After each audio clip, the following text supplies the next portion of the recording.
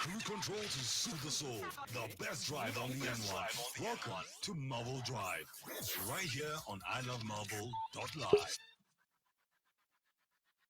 It is the second hour of the Melville Drive, the second and final hour. I'm so sad. Right? It got so quickly. Right? Right? We should Hate just do it. the whole day. Oh, no. I mean, if they pay us for the whole day, Yeah, why not? why not, I mean, right? why not? Welcome to the second hour. Let's kick it off with the news. Let's go. It's top of the hour. Time for news on ilovemelville.live. Cape Town law enforcement officers to monitor Masiphumelele after violent protests. Home Affairs bureaucracy, woman can't get an ID or register her child's birth. And then in your international news, Harry speaks to Charles William after bitter TV interview. 21 degrees in Johannesburg. My name is Mncedisi. Good afternoon. Law enforcement officials will continue monitoring the Masiphumelele area following violent protest action.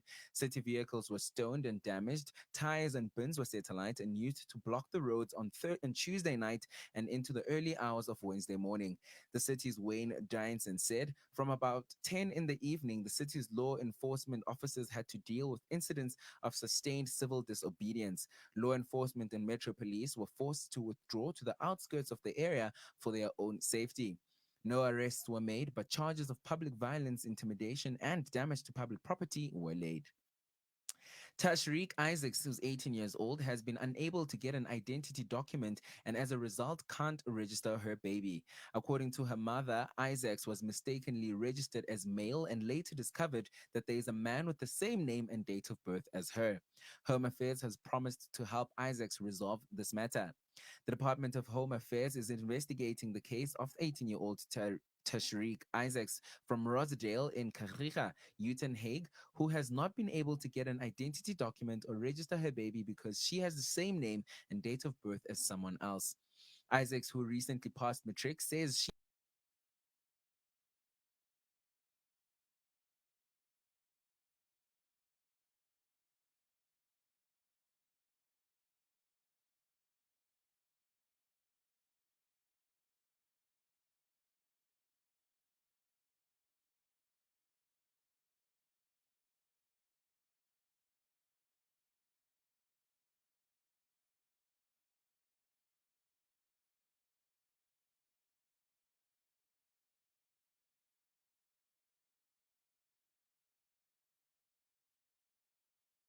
simply because she does not have an ID document.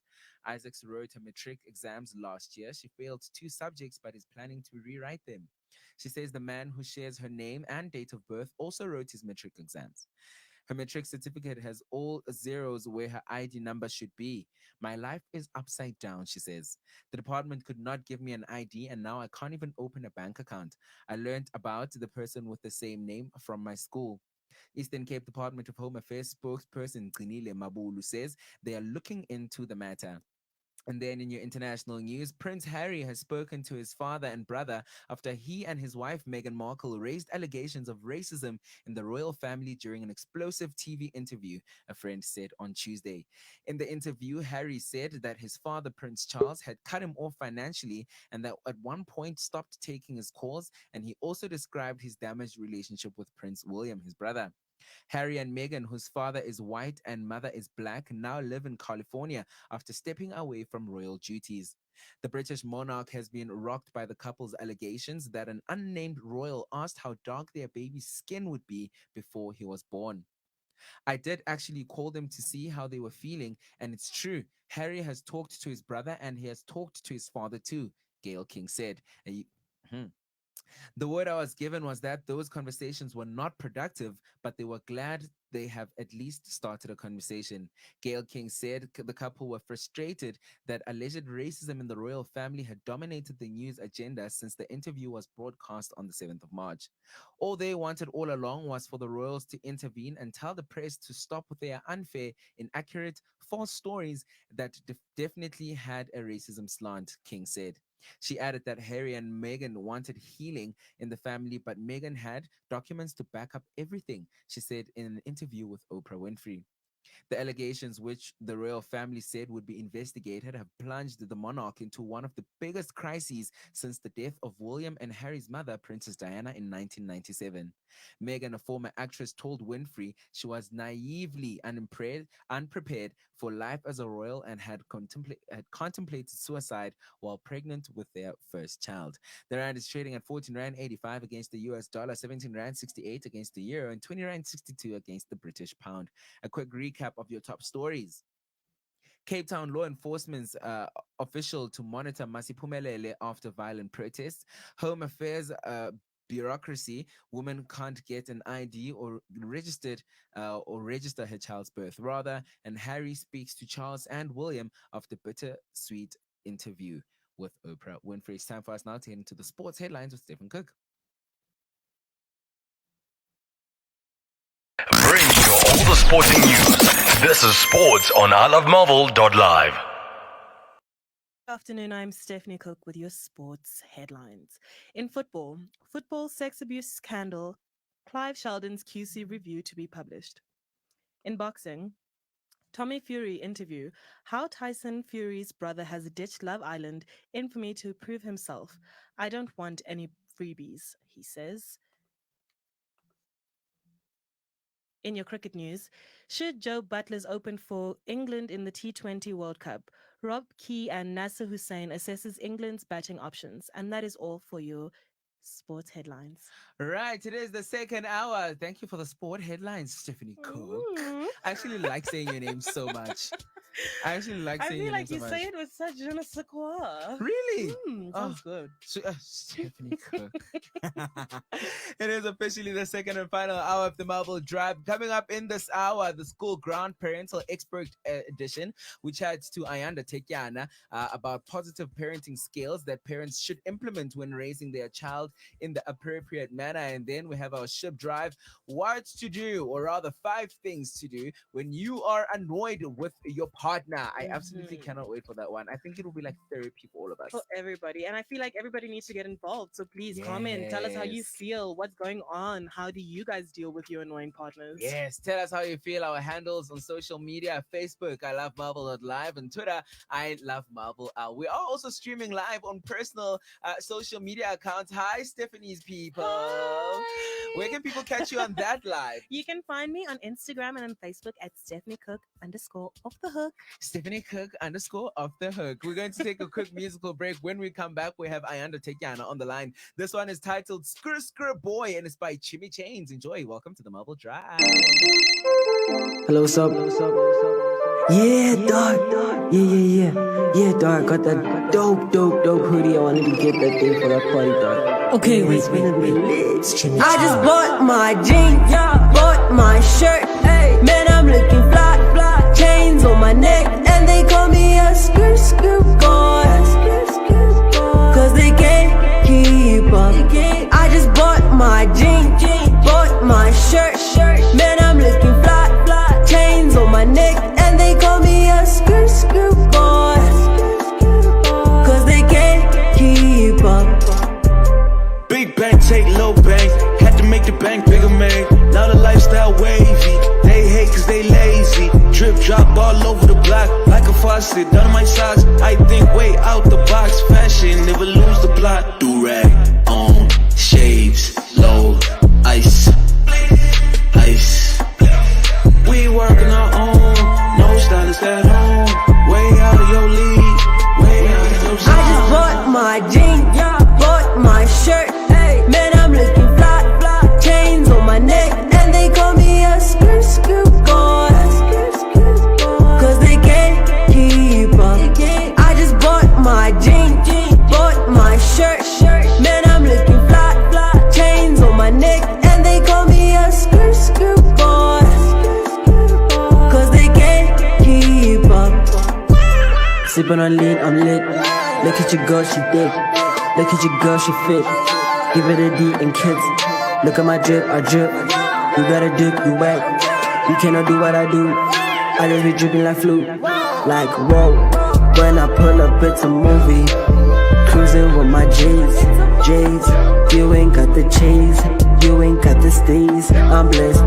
Sipping on whatever, ain't nobody feeling I just stressed. bought my jeans, bought my shirt.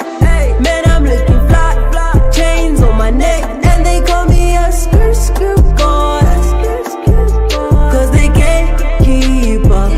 I just bought my jeans, bought my shirt. Man, I'm looking fly, chains on my neck, and they call me a skirt god. Cause they can't keep up. I just bought my jeans, bought my shirt. Man, I'm looking fly, chains on my neck, and they call me a skirt god. Cause they can't keep up. I just bought my jeans, bought my shirt. Man, I'm looking fly, chains on my neck, and they call me a skirt god. Cause they can't keep up.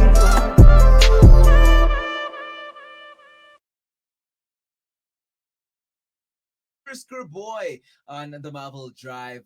Now, according to Safer Spaces website, there's a strong body of national and international evidence that we can draw on to help us understand what causes violence, as well as a growing body of South African evidence on what works to prevent it, right? So government has identified the need to intervene early to prevent violence, and the Department of Social Development has a strong legal policy framework around which to grow or how to grow preventative interventions. We are joined now by parental expert Ayanda Tekyana, who will be telling us more about what like more on positive parenting skills and what positive parenting is all about and how it can benefit both parents and their children. Hi, Ayanda. Hello. Hey guys, hey. Doing this afternoon. I'm absolutely awesome. I've had a really good day, so I'm feeling more happier than usual. I mean, you look good too. Thank you. Thank so you for much joining us, sweetie. Yeah. I was gonna ask how you guys are. Oh, we're doing amazing. It's a great day. No, actually, I'm not doing amazing, Ayanda. I'm balding, so that's one. He's thing being that's happening. dramatic. He's not really balding. It's the lighting. Yeah. I can see it from here. Yeah. Anyway, let's head right straight into business. Ayanda, when we talk about the term positive parenting, what does it entail? What does it really mean? So the term positive parenting is basically a mindset, a consciousness of your objectives in terms of your parenting. You know, a lot of times when we parent, we consider our children as our little bundles of joys, you know, onanabetu and all of that. And we do unfortunately tend to spoil our children. With the concept of positive parenting, we're actually parenting with the future in mind. So everything that we're doing in our homes, in how we interact with our children, is actually giving them the skills to prepare them for adulthood, to deal with other people in the world, in the real world, you know, who may not have the same affections of TLC that you may have with your child. For me, it's more than anything else. It's preparing your child for the real world. Disciplining your child would be giving them a hiding or like, you know, a spank when they're naughty. Is that positive parenting? Is that necessary? No. Do you think it's bad? Why? Like, why? First of all, it's illegal now to give your child a hiding. It's actually, you can get arrested for breaking the child's rights. You can get arrested for assault. You know, there've been a lot of things that have happened in the past that have made us realize that the reality is spanking and all of this harsh type of punishment don't actually serve a great purpose in terms of developing the child. Even when it's extreme enough to have your child, for instance, having like serious behavioral issues. What we now understand with science and all is that in a lot of times when your child is very extreme in terms of their behavior, chances are they have some mental issues that they're dealing with. They have some other issues that they're dealing with, which unfortunately requires you as a parent to seek an expert rather than to use those means to deal with those kind of things. I completely frown upon the idea of smacking. My children are 8 and 13. And I probably only smacked them once in their life because they were, and the reason I smacked them is because they were fighting with each other. And I just like lost it. And I told them, as the brother, who's the older one, he has no right to ever lay the finger on the sister, and the sister can never ever disrespect the brother by ever getting into some kind of physical. So I really, really was drawing the line, and it was never like a all over their body. It was just like a smack in the hand type of situation as well. Wow. All right. I know you speak about behavioral extremes, right? That parents should look out for. What does that look like? Does it come in the form of temper tantrums? Is it specific, or is it very different, case specific, if I may say?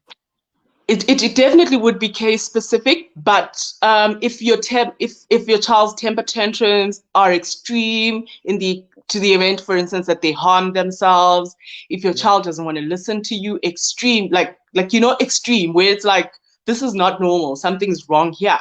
The most beautiful thing about the country that we live in is that we are actually able to go to your social developments, and you can get like your social workers, you can get your psychologists free of charge even, to actually intervene if you're having such problems, so that they can see if there's actually a problem that your child might be having.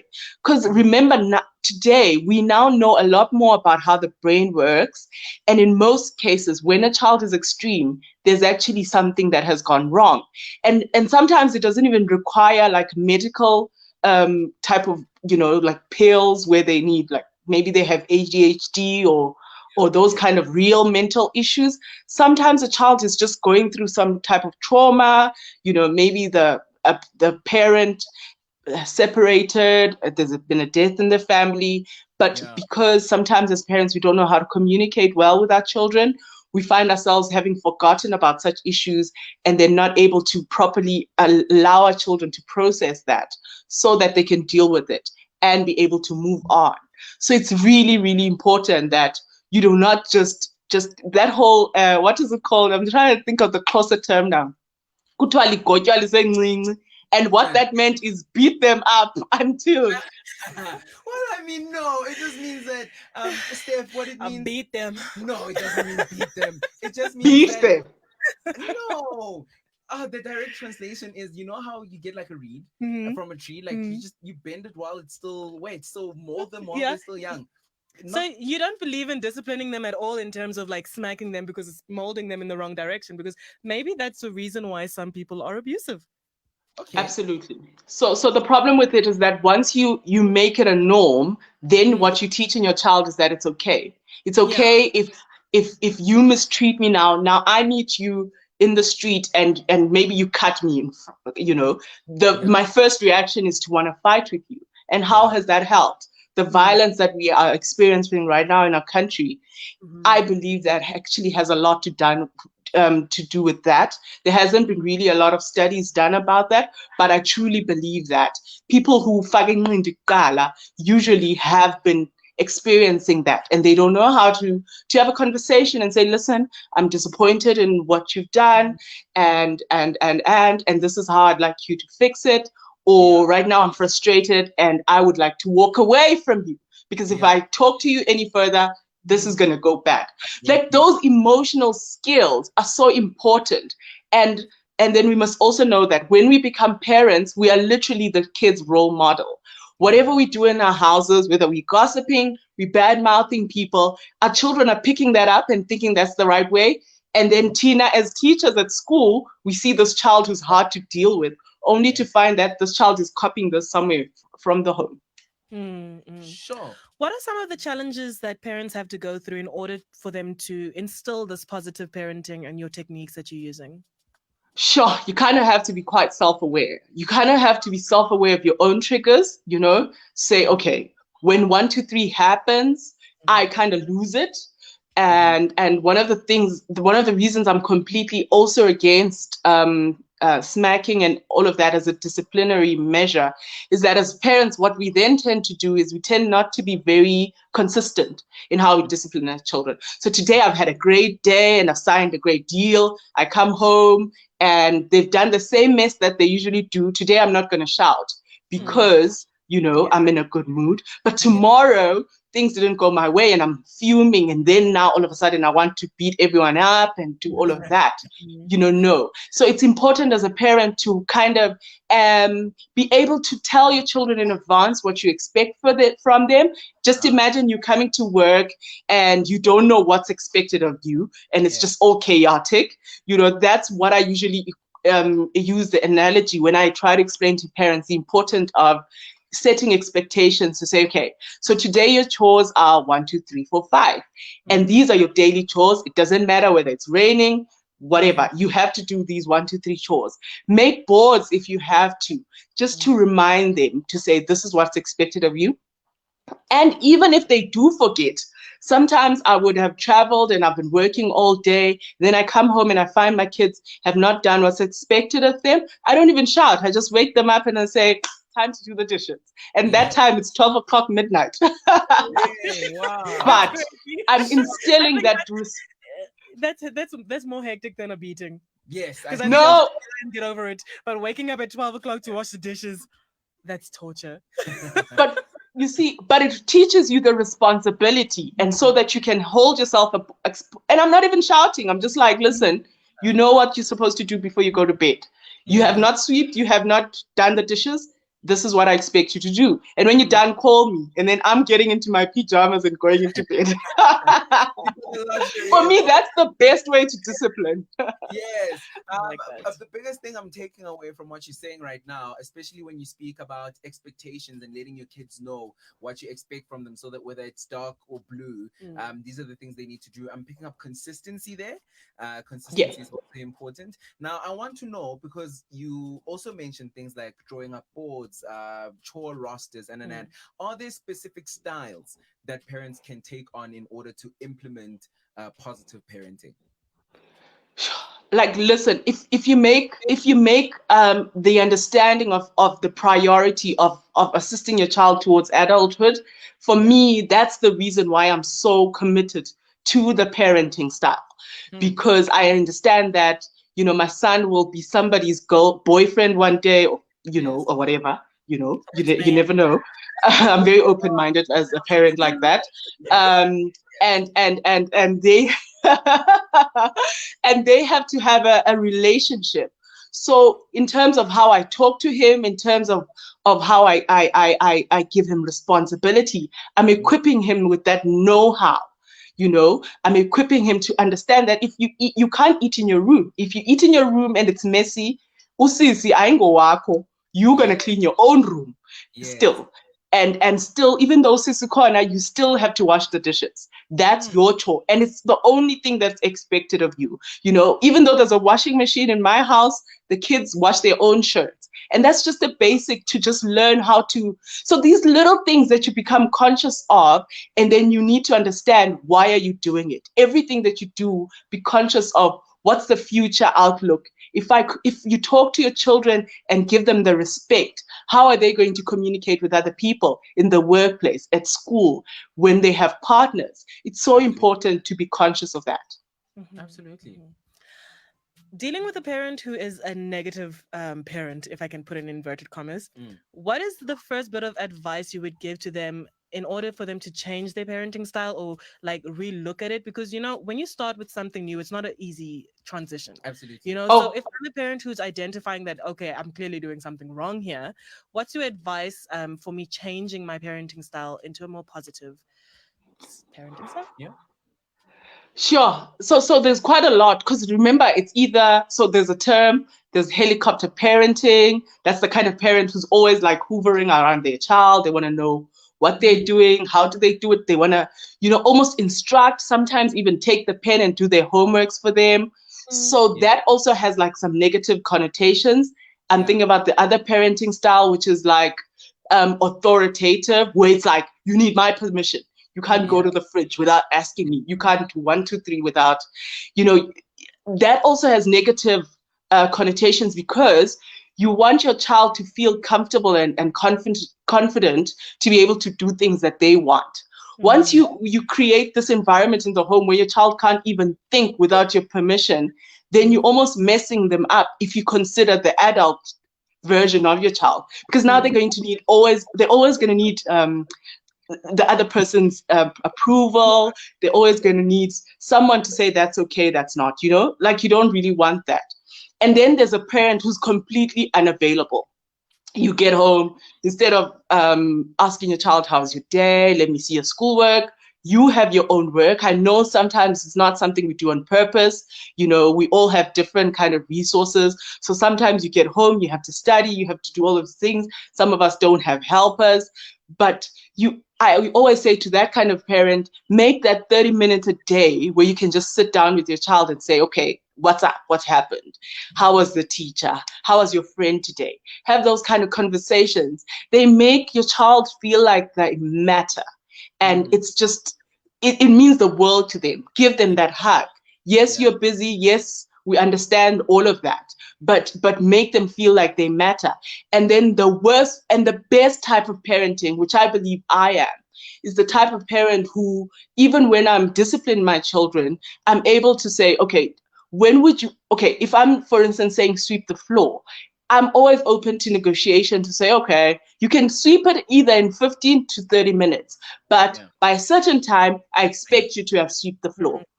That way, I'm allowing my kids to tell me how they feel. You know, I don't feel like doing it now. And then I'm also saying, and I'm also putting my foot down to say, that's fine. You don't need to do it now, but this is the amount of time I'm giving you to do it. And it's like a conversational type of relationship, where just imagine in terms of the long term now, which goes back to what we were speaking about initially. We're talking about a young person who's always going to be comfortable to say, this is how I feel. You know, I imagine the impact of peer pressure on our children today, which we all know in terms of alcohol abuse, all of these things that are whole negatives. But if you have a child who's able to say, I don't want to smoke, for example, I don't want to drink, for example, or whatever else their friends are getting into, just because you've allowed them to have a voice within your home, which is where it all starts, then it becomes such a beautiful thing to look at. You know, it's a beautiful human who just is comfortable to say how they feel. So everything we do in the parenting, we need to consider the long-term effects of it. Absolutely. We literally don't have any more time, but I need to ask this question. When we look at it from the child's point of view now, because I mean, positive parenting, I assume, is something that you continuously do to your children until they enter adulthood, right? So now let's say you have a 15, 16-year-old where they can also rationalize now and question you. And you spoke about the importance of having a conversational relationship. How do you then, as a parent, say to your child when they come to you and ask you and say, Mama, I realize that we have a washing machine, but you make us hand wash our shirts. I realize that we have Usisi who's working in the house to help, but you make when they start getting too smart. Yes. And that's not how it's done in my friend's house. Is it because you love me less? How do you communicate? And what do you say to your child when those conversations come up? You need to be as open as possible to say, listen, for instance, you are going to go out and go to university. You will not have a washing machine until at least a certain time. You need to know how to wash things with your hands. You know, the reason I've been so conscious with my son in terms of him cooking, make all of these things, I'm picturing the kind of wife the kind of husband that he's going to be. And I can't imagine this woman who's going to have to come home, cook, do everything while this man just sits there and he's my seed. You know what I'm saying?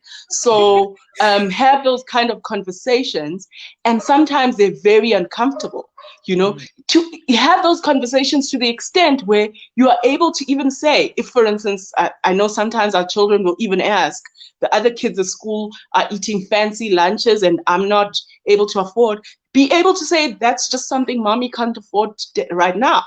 Be so open with your children, be able to cry with your children, because for me, it's that long-term effect. You're showing your children that being an adult does not mean we know everything. First of all, you know, you'll get a 55-year-old who still hasn't figured this thing all out, but you have to be open to accepting things, you know. Sure. Wow. That's really beautiful. Thank you so much, Ayanda. That made me just want to become a better person. Right? Yeah, Not yeah, even just a better parent, a yeah, better person. better person. Absolutely. Thank you so much, Ayanda. That's all we have time for. But before we let you go, where can people find you one more time on social media? Where can they engage with you? I know you also give out classes. How can they engage in that? Okay, so I'm on all social media platforms, your Facebook, Twitter, Instagram as Ayanda Tekiana, and I actually on only on WhatsApp.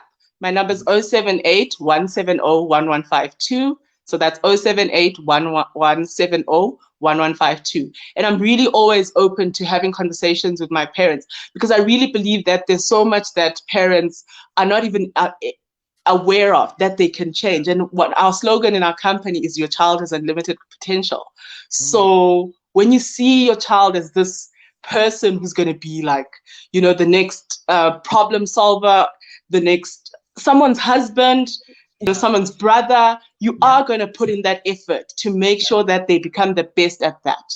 And Absolutely. and why wouldn't you? Absolutely, absolutely. Well, thank you so much, Ayanda. That's all that we have time for. That was Ayanda Tekiana, who's a parental expert, and we're exploring positive parenting. And I think you're absolutely right, Steph. Like, I just really want to be a better human being. Thank you, Ayanda. Thank you for joining us. We really appreciate you being here. Absolutely. Another show that we have on the I Love Marvel lineup is After 5 with Google Kati. They come in every Tuesday and Thursday from 5 to 6, and they tackle all socio-economic issues. And here's a quick snippet of what you can expect from them when we come back. And then we head into the bottom of the hour news, headlines, and the sports bulletin. Yo, I'm a counselor. Yo, I'm Funogaz. That is a serious crisis. Don't put me in front of a counselor. I will. Woo. So I come from Mkhali City, right? Yeah. And I think back then, Mas Hasila, Mkhali City slow. Mkhali City slow. I'm not going in Yeah. our municipality. Go slow, man. Like, Mkhali City, like, about to funda nabo in high school, batlele Mkhali City. Yo. Like, baphethe ama-post. And ama-tuyabheka, abantu bebefeyila. Yo. Khona omunye wangimela ku-standard 11 kusase-standard level ngifika ku-standard 6 ngaze ngamthola ku-standard 11 aloku amile uphethe i-post eMkhali City. And then you get there like mara labantu bafike kanjani la. They got the numbers.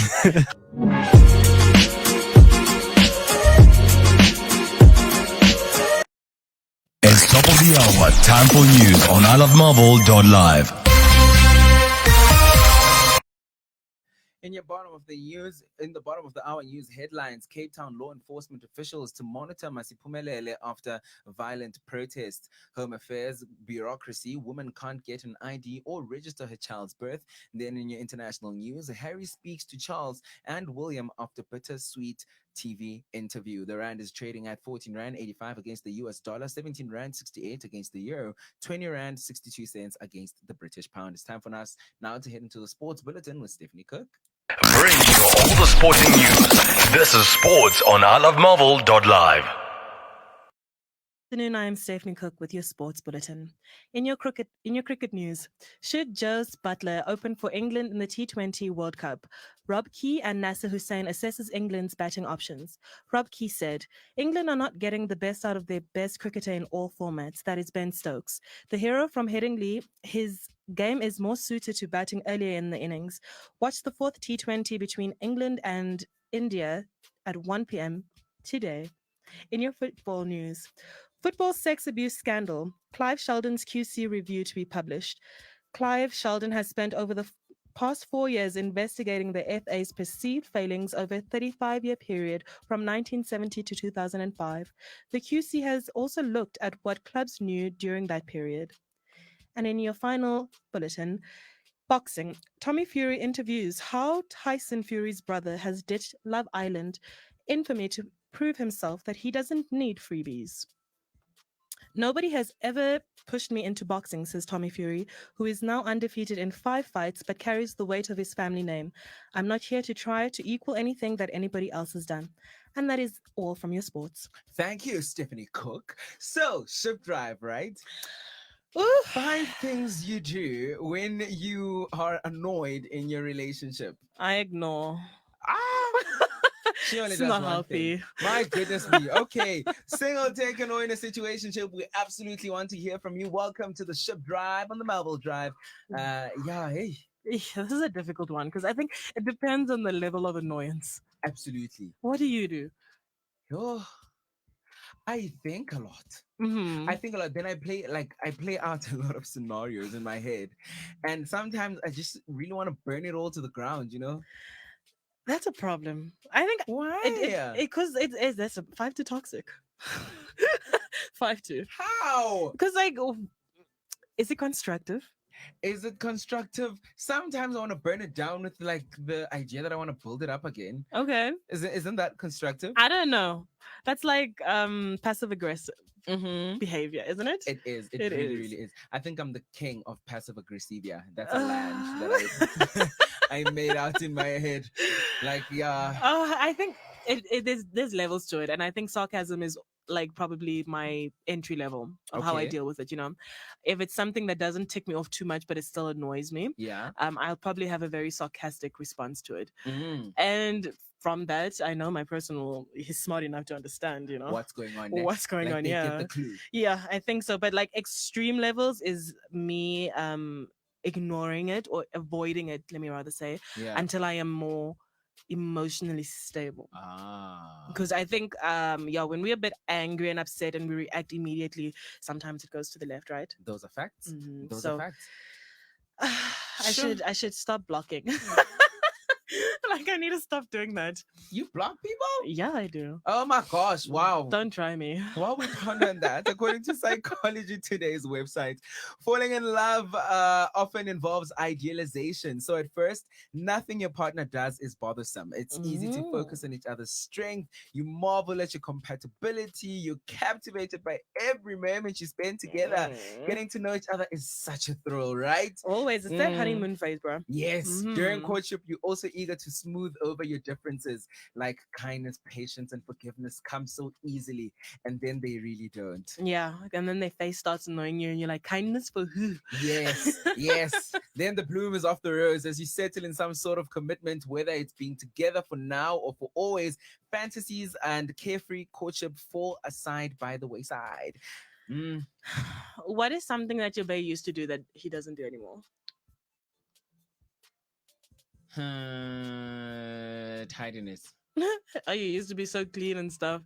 Yeah, and then it was just not clean anymore. Mm. You sold me dreams, bro. Yeah. Don't get me comfortable to a standard you cannot Yeah. maintain. Yeah. What is something that you always used to do? I spoke about it the other day, actually. Mhm. Like, he was so consistent with opening the door. Oh, And then they say, what do they say? Familiarity brings contempt. okay. Yeah, where you start like getting used to me. Yeah. And I yeah. said it, and I'm like, okay, the door is not going to open itself. It's like, I can't always do it. I'm like, Is it important to you, or is it the I fact think that he it's started nice. doing it? I think it's important to me. I think it's important because, You like, want the door open for you? yes, because my Yes. like I saw that happening like with my parents, and it's like the first point of like my man's got me, He opens. The he door for opens me. the door for me, go, "Papa," and you're just out here. That's like the first flex as a woman, Okay. And my nigga opens the door. So then you spoke about it. She I said, "I did. noticed the door's not I'm open like, the door anymore." doesn't open itself. And then he says, "I can't open it for you He's like, always." there's And gonna what be do you moments say? where I can't because it's a bit tight. The excuse game. Yeah, So yeah, it's yeah. like, okay, Yeah, whatever. yeah. But now you're aware that I'm aware that That you're you're not aware. opening the you door. know, that's how it is. Oh And I my think gosh! you have to say it because you can't just assume. Apparently, not everybody knows like common sense. Look, We can't just assume. You said this earlier on. Common sense is not common for everyone. So what are some things that you wish you did when you were handling conflict? Like, for example, I wish I was able to address things so I don't forgive easily, right? And I you're don't get grudge over holder. fights. I don't necessarily hold a grudge, but I don't know how to get over fights easily, right? So I wish I was able to address it now, get over it, and But move I on. don't think anybody's really able to do that. Oh, no, I have a Especially friend when who you're is. hurt. No, that's crazy. Because like, okay, let me speak for myself. When you're hurt or when you're the person who's doing the hurting, Yeah, I think you need to still allow that time for pain to be felt. yeah. Because otherwise it's not genuine. Because like if you hurt me today, right, and tomorrow I'm like, great, bruh. In the back of my mind, I'm just like, It's still there. this snake. You know what I mean? Huh. And I think to be in a healthy relationship, you need to understand that we need time to feel, Absolutely. especially when something has gone wrong. And we need to have the respect to be like, you know what? I'm going to give you Absolutely. the time. Yeah. Huh. But I'm also like that. I can't just get over something in one day, especially something that's touched me. Oh, tomorrow I'm going to talk about it. Hey, even tomorrow and the day after and the day Yeah, after. Like yeah. I'm gonna talk about it until I'm done. Yeah, until you're It's okay. until I'm satisfied. I'm like, okay, you know. Huh. All right. Well, there are 5 things that you could do. Let's unpack them quickly. Yes. Let's do So the that. first one says, understand how feeling annoyed hurts your relationship. Mhm. So basically, if you must understand that if I'm annoyed like this and I don't say it, this is how it could adversely Yeah. affect our relationship. Do you agree with that? I do, because I think you feel vibes, Nah? and when your partner's off, you can feel it. Yeah. It's not the same. So when someone is annoyed, you're like, what's the matter, bruh? What's wrong? Keeping quiet doesn't save anybody. I think it just frustrates everybody. True. Yeah. True. Because now I'm getting at you for not saying anything, and you're not saying anything. And you're getting more upset because I'm getting at you. Yeah. So it's just like a We're not moving forward. Nah? No, I not at absolutely all. agree. I Mhm. agree. Second one, take responsibility for the part you play in the dynamic. They say your feelings of annoyance are not the other person's fault. Your assessment of how annoying they are is merely your personal judgment and your subjective perspective, but not necessarily absolute reality. So are you saying I'm the one with the problem if I'm annoyed? No, I feel like let's say for example, you don't like leaving the toothpaste without the cap, right? Something simple like that. And then I do it, right? Obviously you're allowed to be annoyed, but the way or the level of your annoyance is your perception. Like you're like, maybe they didn't put the cap on when he grew up, and it might not be the reality. So far. But Yeah, my I thing feel is, you. yeah, so it might not be the actual reality of the situation. So maybe you could be like, you're validated in being annoyed, but maybe let's, Just turn it down a notch. oh, Or no. reevaluate like the extent of your annoyance. Yeah. Question it. Is it really necessary to be this annoyed? Yes. Yeah. Yes, I think that's absolutely the one. Is it necessary to be this annoyed? Right. Third one says, instead of trying to improve your partner, focus on improving yourself.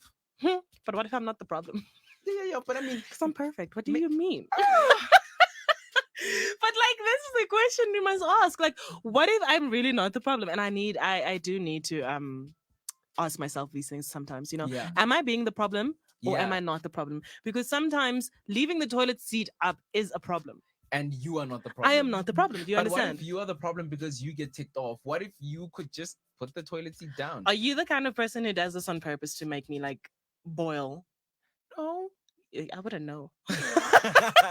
Then you ask. Yeah, but like at the end of the day, I'm still not the one who left the toilet seat up. That's my point. But you You're still the have 2 problem. hands and 10 fingers. You could put the toilet seat down. Okay, so are we clearly not getting married? Yeah, I'm thinking we're soulmates. Oh, Why do you tell me to do something when it is? You know what?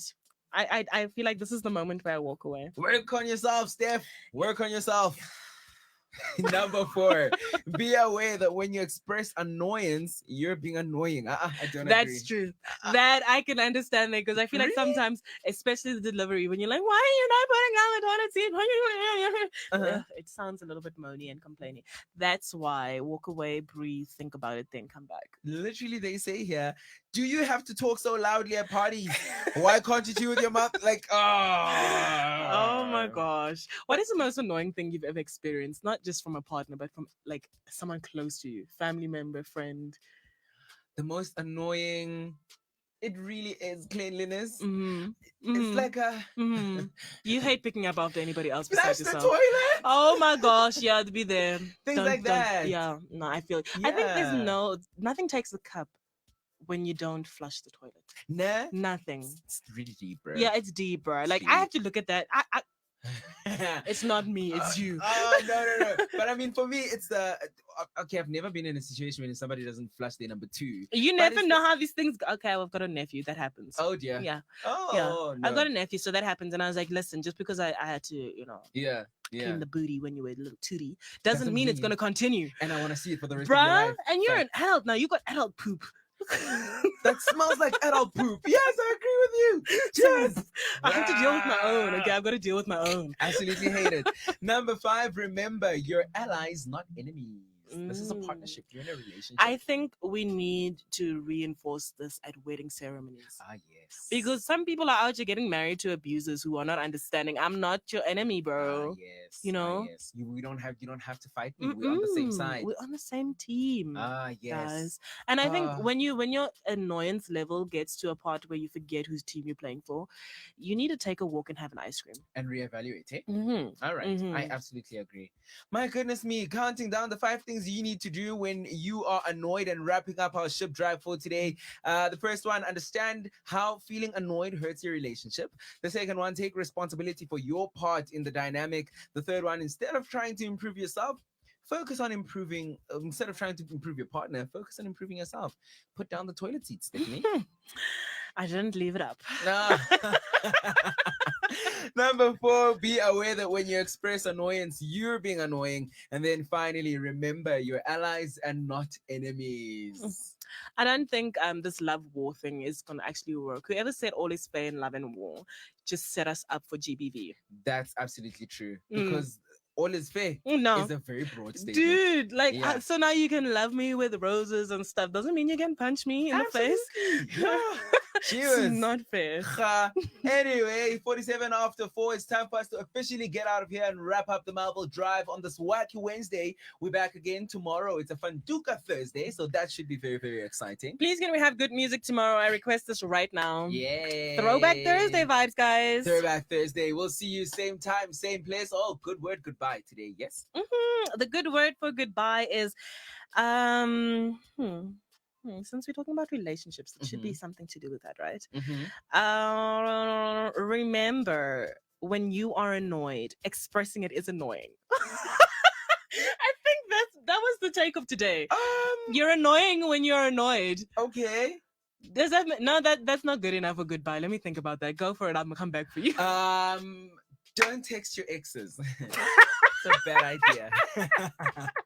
Stay away from the trash. Yeah, even if they're not trash, don't text your exes. If they ex, they are trash. Can't end well. Mm-mm. Yeah. Right? You ready for yours? Since we're there, right?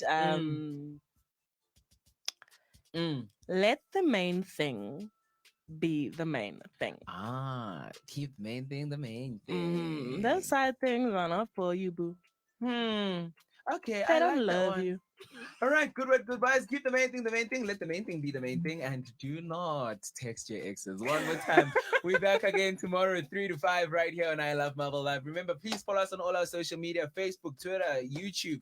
We're all there. We'll see you tomorrow. Playing us out. Where did you go? This one is by Tabang Paleng. Yeah, you see, the song is abusive. Where did you go? Don't text your exes, man. Bruh. Like, focus, stay focused. Stay focused. Bye, everybody. Ciao.